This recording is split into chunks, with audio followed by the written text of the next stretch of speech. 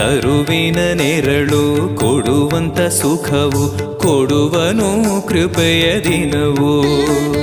ಸ್ಥಿರ ಇರುವ ಮನ ಎನಗಿರಲಿ ಶರಣಾಗತಿ ಎಂದು ಬರಲಿ.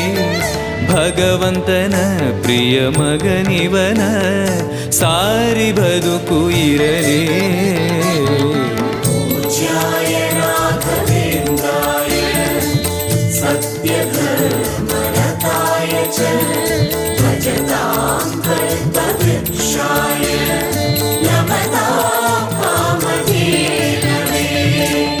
ಆಲಯವೆಂದರೆ ಮಂತ್ರಾಲಯವೇ ಬೇರೆ ನಾ ಅರಿಯಲಾರೆ. ರಾಜನು ಎಂದರೆ ಶ್ರೀ ಗುರುರಾಜನೇ ಮತ್ತು ನಾ ತಿಳಿಯಲಾರೆ. ಆಲಯವೆಂದರೆ